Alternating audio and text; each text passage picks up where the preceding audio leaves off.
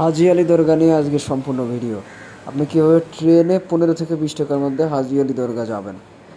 আমরা যারা ওয়াশিগাঁও অথবা শানপাড়ার দিকে আসি তারা কিন্তু যে লং শিডিউল থাকে আমাদের, এইটা আমরা একটু ঘোরাঘুরি করতে পারি, বিভিন্ন জায়গা মুম্বাইয়ের ঘুরতে পারি। তার মধ্যে একটা হচ্ছে হাজি আলী দরগা। তবে শিরিক থেকে সবাই সাবধান থাকবেন। তো আজকে যাচ্ছি আমরা ওয়াশিগাঁও থেকে হাজি আলী দরগা। এটা হচ্ছে ওয়াশিগাঁওয়ের একটা পরিবেশ, সুন্দর ওয়াও ওয়াও পরিবেশ আসলে। এটা হচ্ছে ওয়াশিগাঁও অটো স্ট্যান্ড, এখান থেকেই আমরা অটোতে আসি। এই যে সামনে হচ্ছে ওয়াশিগাঁও রেল স্টেশন। চুল টুল সাইজ করে ভিতরে চলে যাচ্ছি, কারণ এখন বাংলাদেশে প্রায় 95% সবাই আমাকে চেনে। যেখানে যাই সেখানেই কিন্তু ডাকে যে আলামিন ভাই একটু হেল্প করেন, এরকম সবাই ডাকাডাকি করে। 4 নম্বর লাইন থেকে আমরা যাব। এই যে সামনে এই ধরনের লাল বোর্ড যেখানেই থাকবে স্টেশনে সেখানে আপনি দাঁড়াবেন, কারণ এটা হচ্ছে ক্যান্সার পেশেন্ট এবং হ্যান্ডিক্যাপদের জন্য। তো আপনি এসটি অথবা পিএল ধরে আমরা যাব হচ্ছে সিএসটি লাইন, যেটা এই ট্রেন লাইন হচ্ছে সিএসটি লাইন। তো এই লাইন থেকে আমরা এসটি অথবা পিএল নাম দেখে উঠে যাব। এইটা হচ্ছে আমাদের ক্যান্সার ডিব্বা, এটাতে ফ্রি থাকে। দেখেন আমরা যাচ্ছি ওয়াশিগাঁও থেকে, যাচ্ছি আমরা কুরলা। আমরা কিন্তু প্রথমে নামবো ওয়াশিগাঁও থেকে কুরলা। আশেপাশের ভিউটা দেখেন, এটা হচ্ছে কুরলা স্টেশন। আসলে এটা একটা ব্যস্ত স্টেশন, মোটামুটি ভালোই ব্যস্ত থাকে। এটা আমরা ব্রিজটা পার হওয়ার পরে কুরলা থেকে আমরা যাব হচ্ছে দাদর। এই জার্নিগুলো কিন্তু ফ্রি থাকবে। আমাদের ট্রেনে যে ক্যান্সার ডিব্বা আছে এটাতে সব কিছু ফ্রি। এটা দাদর স্টেশন। তো প্রথমে নামবেন আপনি ওয়াশি থেকে কুরলা, কুরলা থেকে দাদর। দাদর স্টেশন অনেক জ্যাম, এখানে প্রচুর লোকজন থাকে সবসময়। ভিউটা দেখেন। তো এখন দাদর থেকে আমরা যাব হচ্ছে মহালক্ষ্মী। আপনারা শুনবেন যে হচ্ছে চার্চ গেটের লাইনটা কোনটা। চার্চ গেটের লাইনের ট্রেনে ধরে আপনারা নামবেন মহালক্ষ্মী। তো এইটা হচ্ছে মহালক্ষ্মী। মহালক্ষ্মী থেকে এইটা আপনার সিঁড়ি বেয়ে উপরে যাওয়া লাগবে, সিঁড়ি বেয়ে উপরে আসা লাগবে। উপরে আশেপাশে দেখেন মুম্বাই শহরে আসলে ফ্রিতে বিল্ডিংই দেখা যায়, বড় বড় বিল্ডিং, তাছাড়া আর কিছু ফ্রিতে হয় না।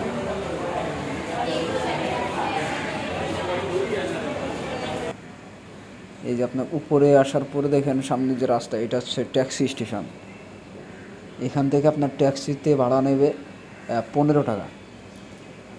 15 টাকায় কিন্তু আপনি চলে যাবেন ওনার সেই হাজি আলী দরগা। বৃষ্টি হচ্ছে, প্রচুর বৃষ্টি হচ্ছে। আমরা যেদিন আসলে ঘুরতে গেলাম সেদিন প্রচুর বৃষ্টি হচ্ছে, সকাল থেকেই বৃষ্টি। আমরা হাজি আলী দরগা আসলাম 10টার দিকে। দেখেন বৃষ্টি দেখেন একবার। আর এই যে সাইডটা, ওই বিল্ডিংয়ের ওই সাইডটা হচ্ছে হাজি আলী দরগা। এটা হচ্ছে হাজি আলী দরগার যে গেট। আমরা যখন আসি 10টার দিকে, এখানে কিন্তু গেটটা বন্ধ ছিল, কাউকে ঢুকতে দিচ্ছে না। ভিতরে নাকি রাস্তা পানিতে ডুবে আছে, এই কারণে হচ্ছে ভিতরে ঢুকতে দেয়নি আমাদের। ওনারা বলতেছিল 4টের দিকে গেট খুলবে, এইভাবে ওনারা মাইকিং করতেছিল। তবে আমরা পরে হচ্ছে ব্রিজের নিচে চলে আসি, এইখানে চলে আসি। এখানে প্রচুর মানুষ, সবাই হাজি আলী দরগার এখানে আসছে ঘোরাঘুরি করতে, অনেক মানুষ হয়। এটা একটা দেখার জায়গা মূলত। দেখেন প্রচুর মানুষ। এখন তো ভিড় কম আছে, আস্তে আস্তে এটা আরও ভরে যাবে। আমাদের 10টা থেকে 4টে পর্যন্ত কিন্তু এখানে বসে থাকা লাগবে। পরে অবশেষে দেখা গেলো 3টার দিকে গেটটা খুলে দেয়।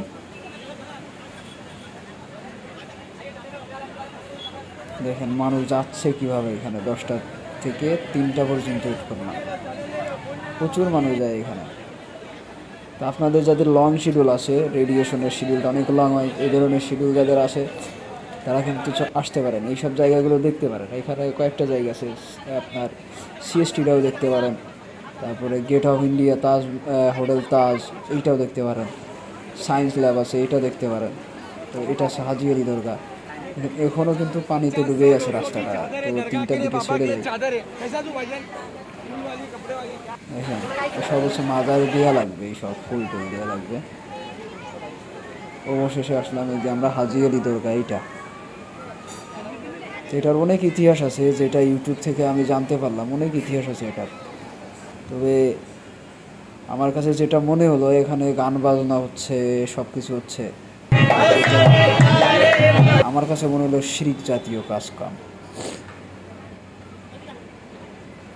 আপনারা একটু শিরিক থেকে সাবধান। অনেকেই আসলে আমাদের, এটা কিন্তু মুসলিমদেরই, তো তারা এই ধরনের কাজ কেন করে জানি না।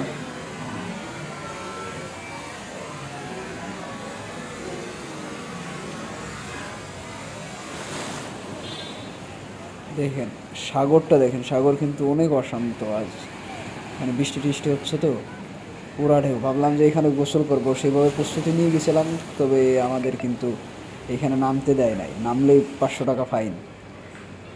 এটা হচ্ছে হাজি আলীর গেট।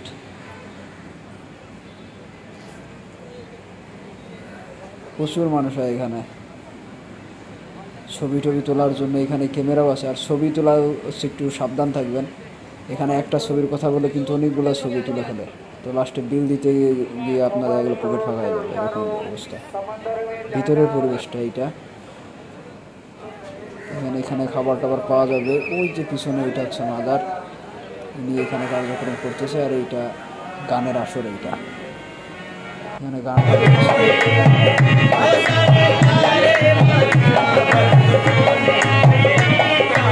আসলে বারোটা থেকে আমি বাইরে চলে আসি। এটা যদি দপ হতো তাহলেও ঠিক ছিল, কারণ দপ বাজানো আমি যতদূর জানি জায়েজ আছে।